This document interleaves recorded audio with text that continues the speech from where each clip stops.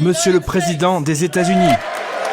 C'est un président affaibli qui fait son entrée, mais décidé à ne rien laisser transparaître, y compris au moment de serrer la main des juges de la Cour suprême qui l'ont récemment désavoué en annulant ses fameux droits de douane.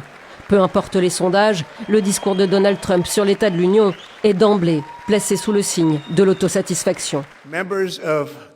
Mesdames et messieurs, membres du Congrès, chers compatriotes, notre nation est de retour, plus grande, plus forte, plus riche et plus puissante que jamais.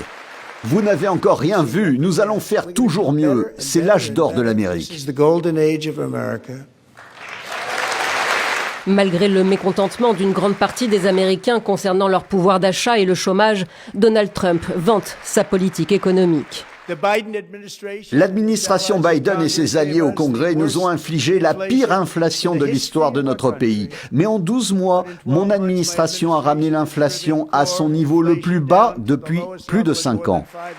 Aujourd'hui, il y a plus d'Américains qui travaillent qu'à aucun autre moment de l'histoire de notre pays. Pensez-y, jamais auparavant il n'y a eu autant d'Américains qui travaillent et 100% des emplois créés sous mon administration l'ont été dans le secteur privé.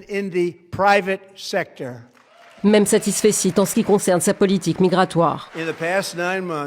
Au cours des 9 derniers mois, 0 étranger en situation irrégulière admis aux États-Unis. Côté républicain, on applaudit debout, mais selon les sondages, une majorité d'Américains désapprouvent les méthodes musclées de l'ICE. La meilleure défense est l'attaque, dit l'adage. Alors Donald Trump lance la charge contre les démocrates. Vous devriez avoir honte de ne pas réagir. Vous devriez avoir honte. Je vous demande de mettre fin aux villes sanctuaires meurtrières qui protègent les criminels. Dans le viseur du président américain, notamment les immigrés somaliens et l'élu démocrate du Minnesota, Ilhan Omar, elle-même originaire de Somalie. Vous avez tué des Américains, lui répond-elle. Fidèle à lui-même, le président milliardaire n'a que faire des critiques, se pose en homme de paix, tout en soufflant le chaud et le froid en ce qui concerne l'Iran.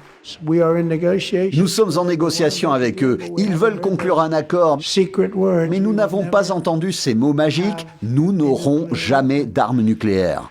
Donald Trump n'aura fait aucune annonce surprise, mais avec 1h47 d'allocution, il pourra aussi se vanter d'être à l'origine du discours sur l'état de l'Union le plus long de l'histoire des États-Unis.